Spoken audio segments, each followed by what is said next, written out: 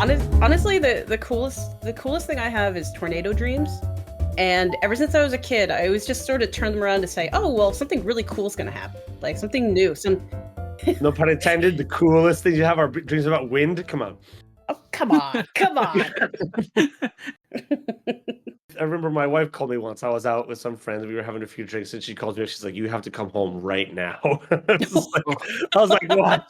I just found a spider in the bedroom, and it's like, I can't go to bed until it's gone. And I'm like, "Shit!" Oh. I was like, "I gotta go, guys."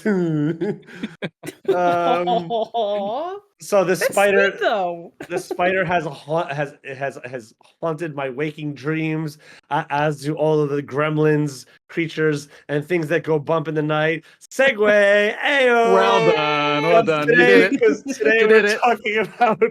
we're talking about monsters and obscure folklore, things that we might be able to draw in from from folklore and from the creature stories that actually exist in the real world that we could use in our real games. Oh, and by the way, welcome to the 3RPG, a podcast where we talk about RPGs and other stuff. My name is Jay Underwood.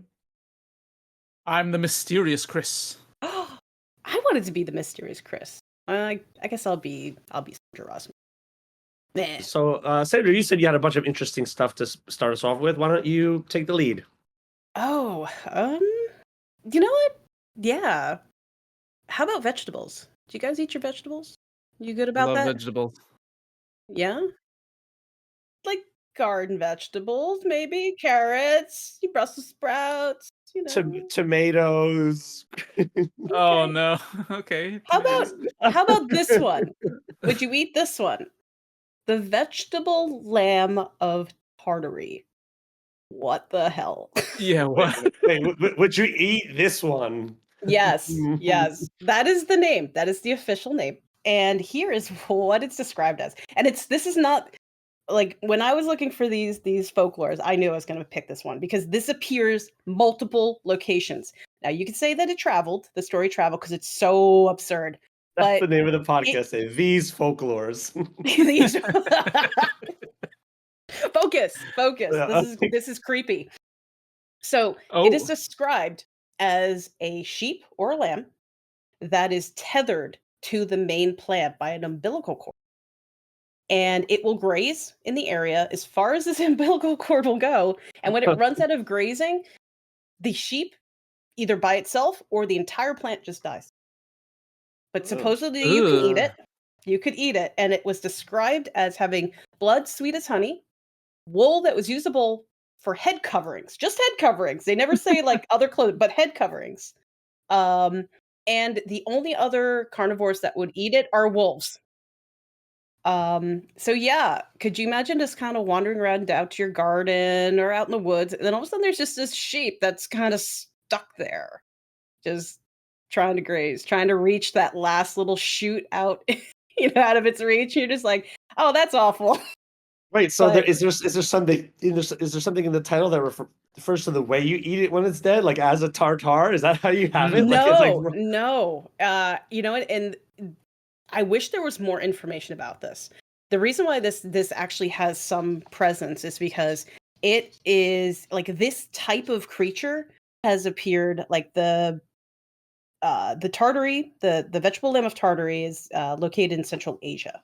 But there are versions of this, like there's a Chinese water sheep that follows the same mythology.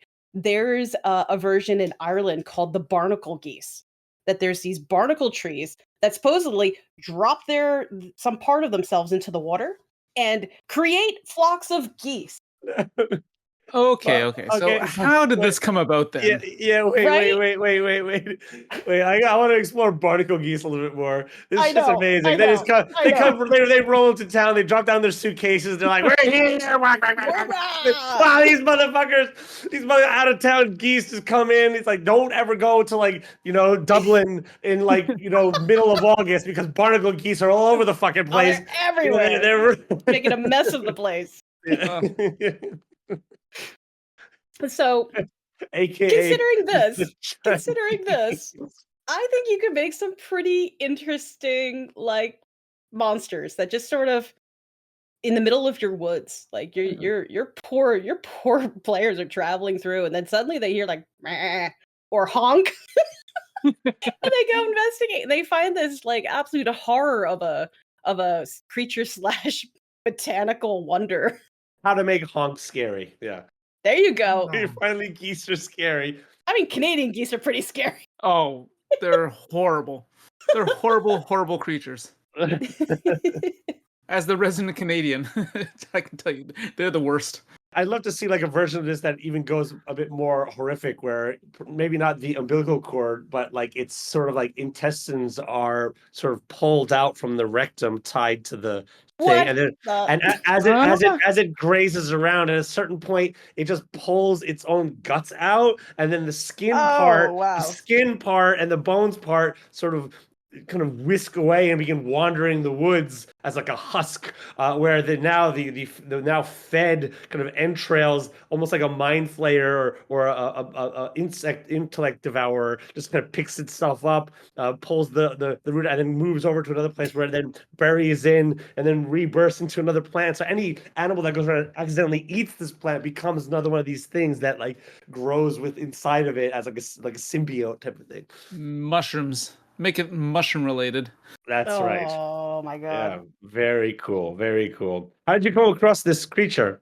Yeah. You know, I there was a time when I wanted to go to school for archaeology and anthropology, and I did for a time, and then I found out that trying to always fight for grants was bunk, and I didn't want to spend my life fighting for grant money. But my love of these so you decided to become a writer artist instead. Yeah, right. Well, I feel like there's a chance, right? So the thing that really drew me to history early on was why and how did different cultures explain these mishaps in life? Like why would a baby suddenly die in the night? Oh, it's got to be the house demon you didn't feed and things like that. So these leaps of like attempts to understand the chaotic world around them, and then develop these whole sets of folklores that like stay to this day in some cases. That is my biggest fascination in history. So, of course, I'm going to have some real oddballs like this vegetable in Tartary. Yeah, you start with the big stuff, the changing of the seasons, the day and night cycles, circadian, all that kind of stuff, and you give them to the big gods, and then all the small unexplainable stuff you give to a bunch of lesser gods underneath that are doing kind of crazy stuff that are running around and making problems. And so this is how you get a pantheon instantly, right? Great idea. All right, you're in the northern parts of Canada. It's freezing cold.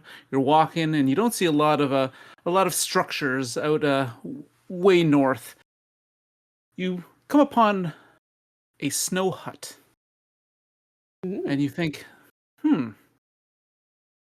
people shouldn't be living this high north. I go the other way. Okay, well, in that case... it's a trap! Of course it's a trap, because the minute that you open kind of like this snow hut door, long claws from this troll-like creature, kind of like pierce out and try to grab you. Now, this creature... That's not very hospitable. No. It's not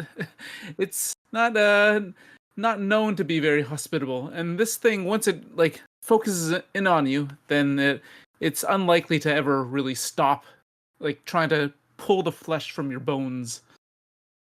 Now, this creature is called I'm going to butcher this. Kukilialuit, which is an Inuit folklore creature. Supposedly these creatures, they live inland and they build houses. They build, like, they're intelligent humanoid-like creatures, like, I guess, like a Yeti-like creature. Mm-hmm.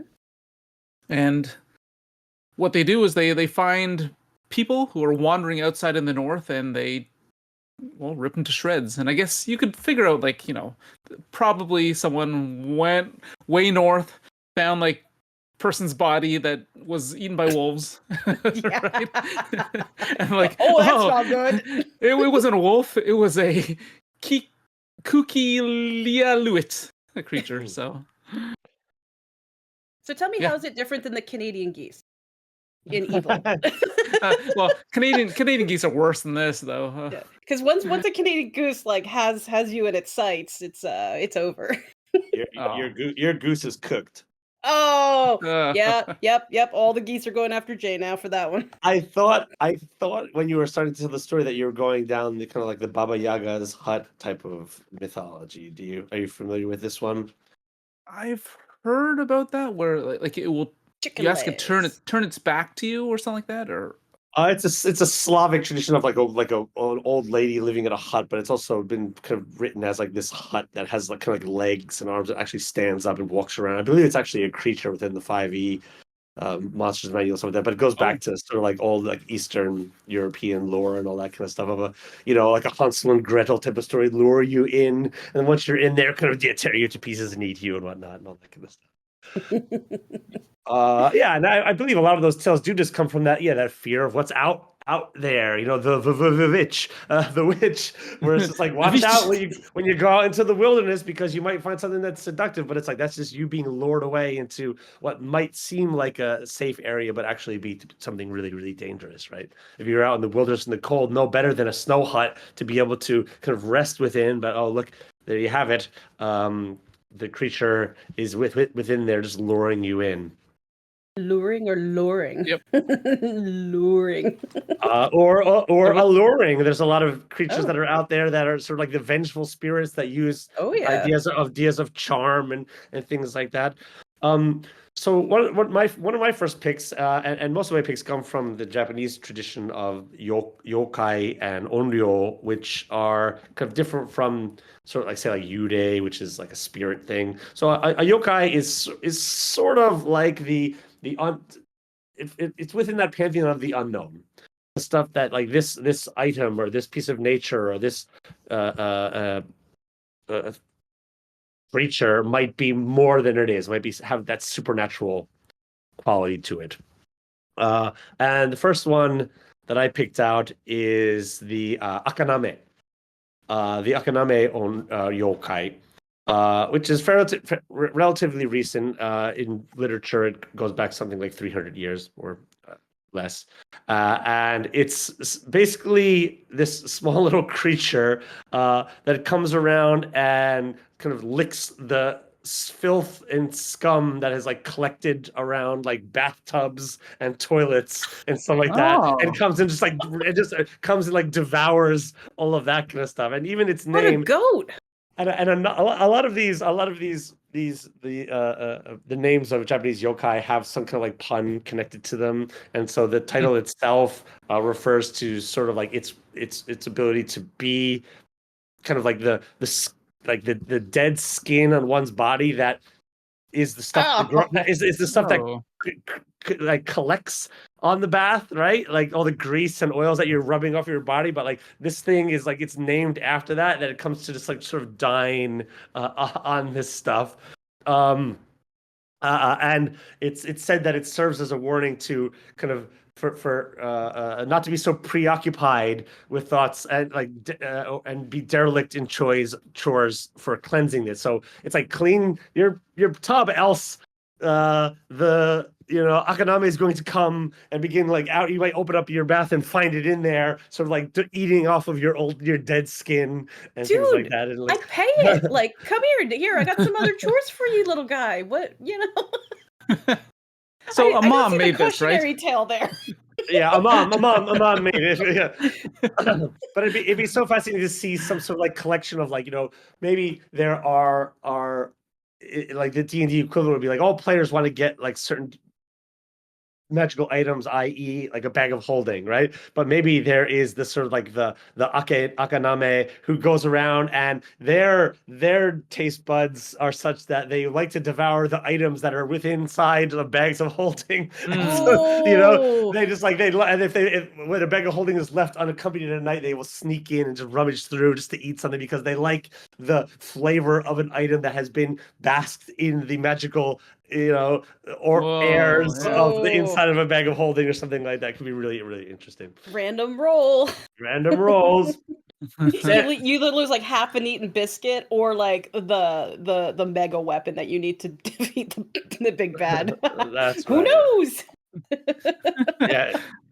Just curry farts and like, the thing just like, it's like I like the scum out of your bathtub, but that's too far for me. It's like it just runs away. It's just like, oh god, you open up the bag of holding and just get knocked out.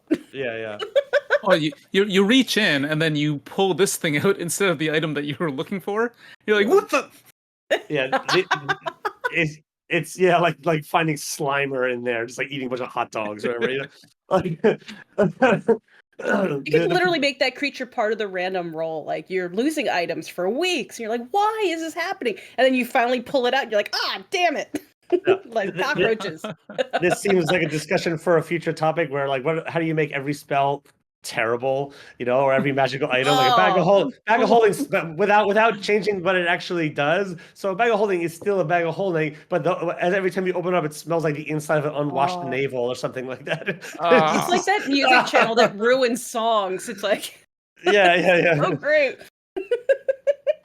That's amazing. All right, well, let's take a quick break, and we'll be back to talk about more obscure folklore.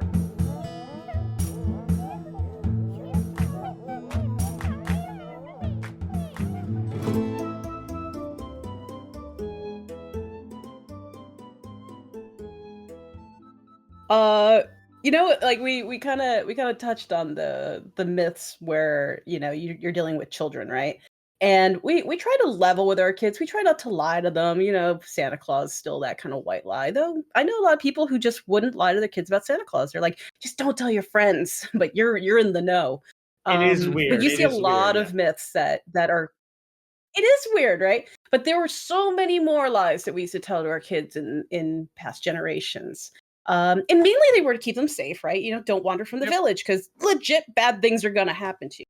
But I find the Icelandic ones great because there's so many of them around like traditional like Yule time, Christmas, that middle of winter.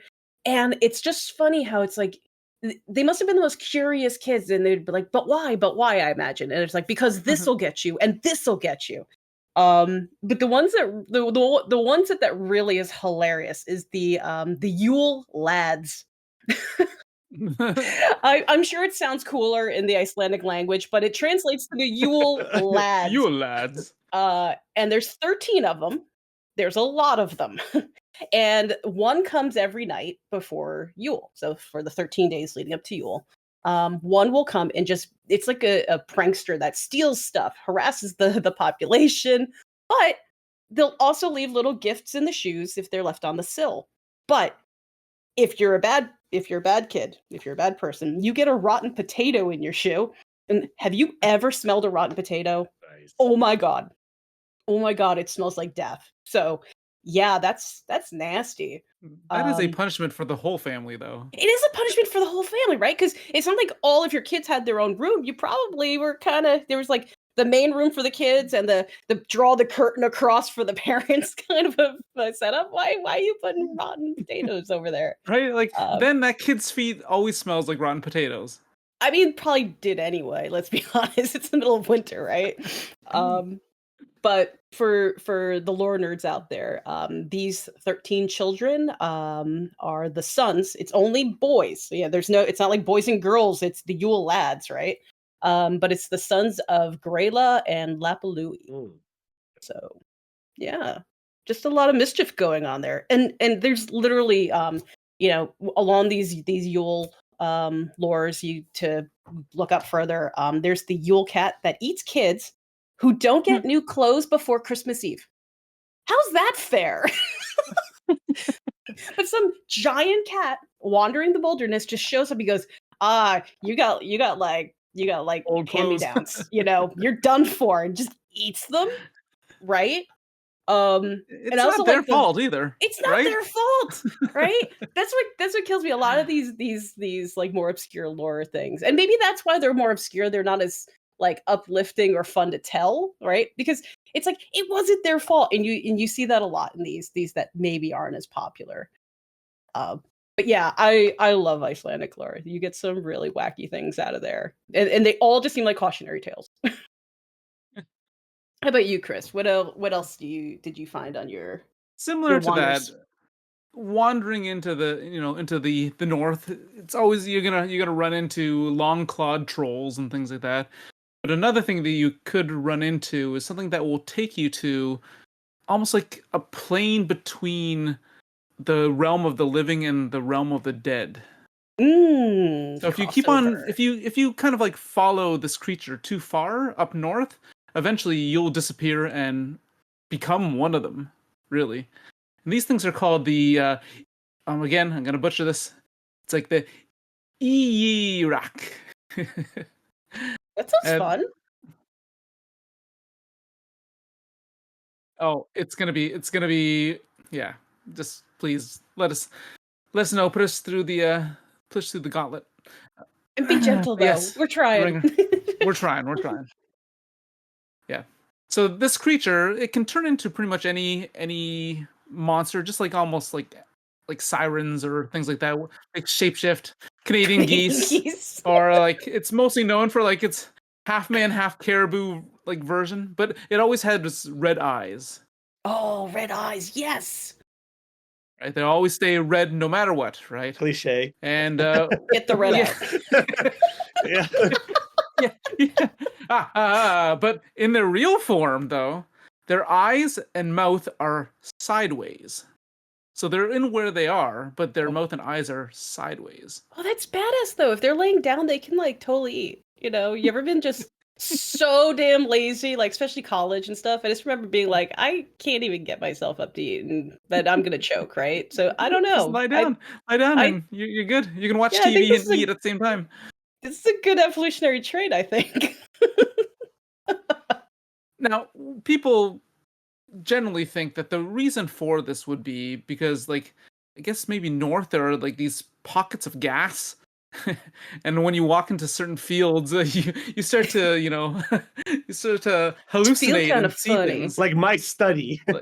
My wife doesn't want to go in there because this is like, God damn. Jay studies also that bag of holding. Yeah, don't go in there. That's right. What, after eating a whole like okonomiyaki or something? No, I don't eat okonomiyaki. I know. But yeah, the other thing is kind of like it said that like you can't actually stare directly at this thing. It's always in the corner of your eye. Ooh. It's like the Herobrine from Minecraft or something like that. People say it's there, but it's always just off to the side. How about you, Jay? What do you got? Wait. I gotta say. Wait. So yeah, there's more. Yeah, there's more about this thing. The swamp gas thing. The hallucinogenic swamp gas explanation. That is another one that pops up all over in various cultures. Like I know Japan especially has the, what are they, fox lights, I think? Or I'm trying to remember like exactly. The will-o-wisps type thing? Will-o-wisp things are all over the place. Yeah, for sure. It's also part of like the 1950s, 60s sort of like UFOlogy, kind of like, no, it's just a weather balloon, swamp gas. Yeah, exactly. I love that swamp gas is like, don't know what to, like, it's like they ran out of stories. They're like, swamp gas? Swamp gas? Yeah. Swamp gas? Nah, it's been done. Come on, move on. I love that idea though of a creature that's always just like in your peripheral vision. It never can be. Oh, I know that is. So it's always just kind of like, oh god, it's always there. Yeah, yeah, creepy. And could be a hallucinogenic effect from swamp gas. You know, next time I go to the store with my husband, I think I'm just gonna stay on his periphery the whole time and see what happens. That's why are you back there? Research. Yeah. Okay, so my next pick, and if you do a Google image search for it, you probably would have seen this as part of like Japanese manga and like yokai watch and all that kind of stuff. Is the Kasa-obake. Yep. And the Kasa-obake is just imagine an umbrella where the handle is a leg, and then on the umbrella there is like a single eye. All right, and that's the creature. This is the creature. This is the yokai. So it goes into this idea that like in objects themselves have something of a supernatural quality, or may have, in fact, right?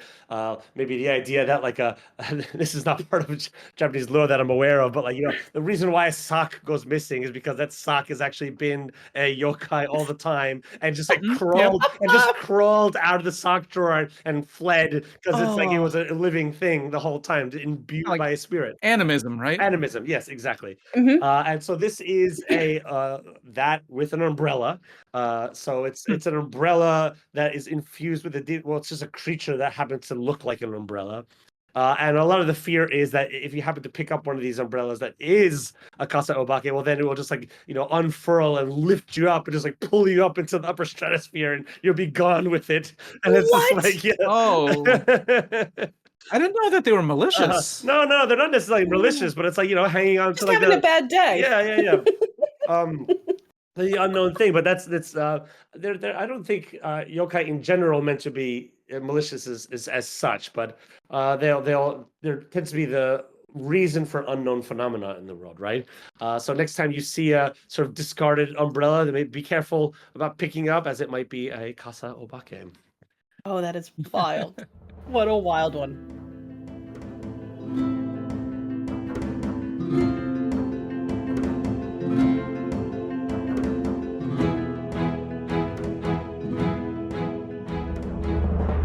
Okay, I love the creepiness.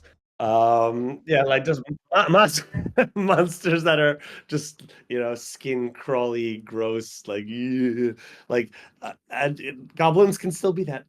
The problem is goblins have become like they're so generic at this point, but they can be made to be like really creepy and like birthing out of these pods and rolling around in filth and eating whatever. Do you think they scrub around their toilets and their bathtubs? Do they clean up around there? Or... Not with their hands. Oh man! Oh. Good night, ladies and gentlemen. So I had just a list of my favorites just to match whatever you guys were doing. So you were saying creepy, so let's go creepy. Let's go demonic horses in Danish folklore, the Helhest. And there's we know Hel, right? Yep. Like the goddess of the underworld and whatnot, and that this is pretty much the root of hell for us, right? Well, the Hell horse obviously would be Hell's horse. Spell it. But no, yep. H-E-L, you missed singular it. L. Anyway, H-O-R-S. Oh, no. We're being serious here. We're talking about demonic horses. You don't want to summon one. Not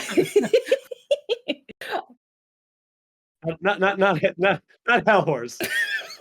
Oh my god! No, I'm gonna hear that in my head forever now, associated with this. Start over. Edit point 3, 2. Oh no. No, we're good. We're good. Okay, so this horse is not just any demon horse, though, and it's not just any. I'm gonna say demon now. Yeah, you broke the lore, but I'm gonna keep going anyway. I'm a broke. That's what I do. I break lore. And this is gonna break Jay. It's a 3-legged horse. Oh, Jeebus. I did not make this up. So why you might be asking, does it have 3 legs? Tripod. Yeah, it still gets the job done, right? But it is, well, all right, I'm gonna have to look up later if a horse can be.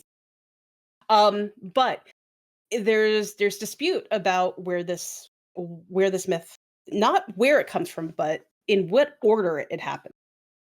So apparently it is bad luck to be the first person buried in a new cemetery. So what they used to do was either throw a single horse's leg into the cemetery and bury it, and then therefore that was the first flesh to be buried in the ground, or for some reason, they would bury an entire horse minus one leg. Well, there were two cemeteries, right? And one of them needed a leg, and the other needed the rest of the horse. Well, see, so I mean that is good use of resources. But I think the second. There's like a there's a Far Side comic here of just like horses all running away.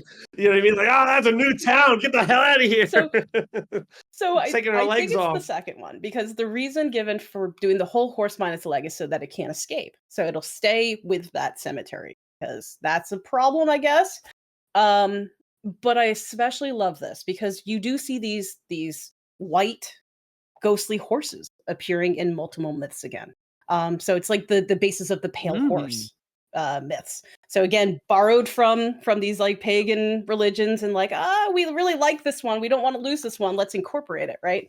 But then you also see it in a not quite with the cemetery angle, but with the Welsh. And here's where I'm like with Chris. Hopefully I get close to pronouncing this right. The Avari Lwyd. Now, if you see this spelled out, it looks nothing like that pronunciation. But again, you wind up with this like pale, ghastly horse, but it's like a horse skull that people carry around, and they go from door to door on this particular night, and they knock, right? And the household, head of household, supposed to open the door, and they have almost essentially a rap battle. Hold on. What? No, seriously. Hold on. Wait. Sorry, wait. Okay, hold on. So a three-legged horse comes up to your door, knocks. First of all, what? You better answer.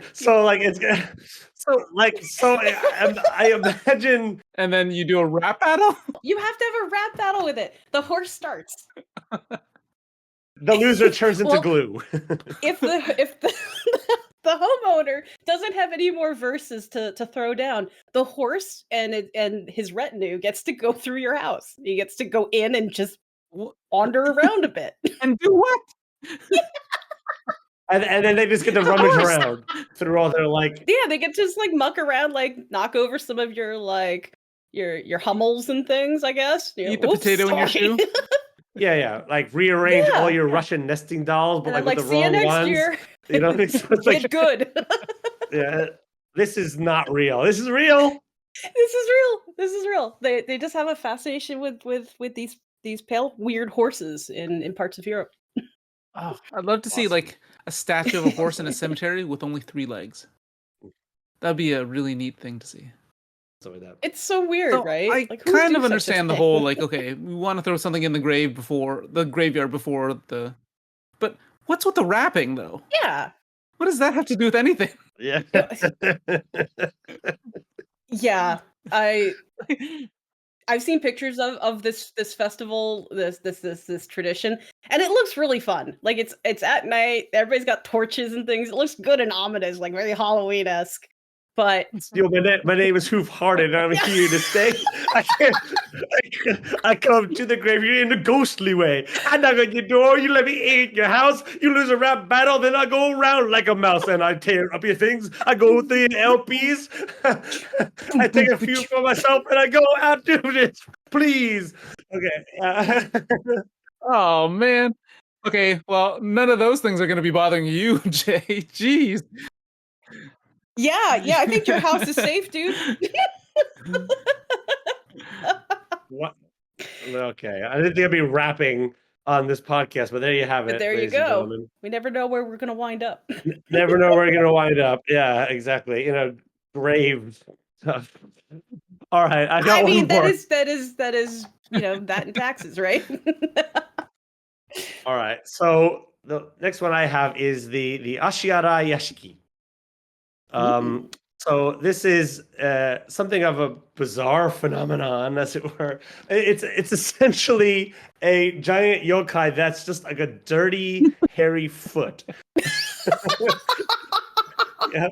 And the story is that during a thunderstorm, it was like the crash of thunder. This giant foot just came down through the roof, and it's just like a disembodied foot. Like you never see the rest of it, but it's like a big, hairy. Like Monty Python. Yeah, like the Monty Python foot just comes down and just yells, "Wash my foot!" No, this cannot be real. Oh my god, that's amazing. That's right. And then every night, it just same thing happens again. It would crash through the roof, and the dutiful servants would have to wash the foot clean, and then it would leave. Yeah. What a jerk. That's it. That's it. That's what the whole jerk. Thing. I don't know. I have no idea where this comes from, but again, it's just these crazy little bedtime stories. It's a bad neighbor. Pretty much, it's a bad neighbor above you. He breaks through the ceiling. Oh god! He breaks through the ceiling with his foot, through his the tatami ceiling or whatever. Yeah. And he breaks through, and then he's like, "Wash my foot." Not sorry. So you cut it off. He ends up becoming a three-legged wandering horse who knocks on doors and engages people in rap battles. It's all connected. It's an origin story. Whoa. This is what it is. Okay. Oh my god. Okay, we have gone I got off one the more. third round. Wow. All right. We got one more. All right. This is a creature called the Mahaha. Also from the Inuit tradition and mythology. I was gonna say it's also from the 1990s Japanese video game tradition of villains laughing. No, that's Mahaha. Well, this creature is some sort of demon that has like ice blue colored skin that will find you in the north and tickle you to death. That's what it does. It just goes and tickles people to death. Amazing. And okay, can I become that when I'm no longer wanting to live? I want to go around tickling people. I like this. Tickle is for sure a form of torture. I know people who hate being tickled. And could you imagine being tickled, like literally, like tickle tortured, like held, like by like a CIA agent? Come on, I'm the tickle guy. God damn it! Can I be like the pull out the fingernails guy? Yeah, no. You get in there. Respect the tickle guy, but it's you get in there. Pretty powerful and tickle that double agent or whatever. Does he? Like, oh. I don't know if you've ever gotten that kind of like chest spasm, the chest back, everything when you laugh too much.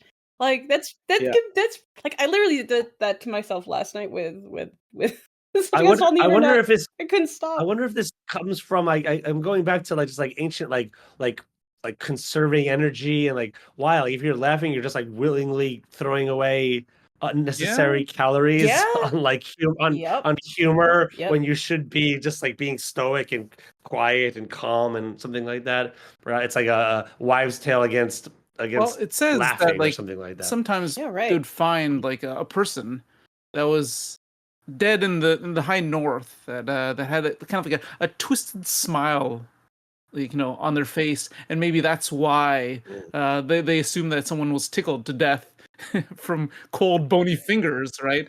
Oh my god. That's amazing. Don't they say that people who are experiencing like hypothermia have this feeling of bliss, right? They get kind of hot and peel off all their clothes and they get really joyful, and then this is the way to explain that, right? Yeah. Oh wow, so we might have solved one there. Amazing. Well, I think variations of these creatures might be interesting, or combinations of them all might be interesting for players to use in their games or to experience as part of the background as side characters / main villains. Even make the tickle monster. You're three-legged horse rap battle.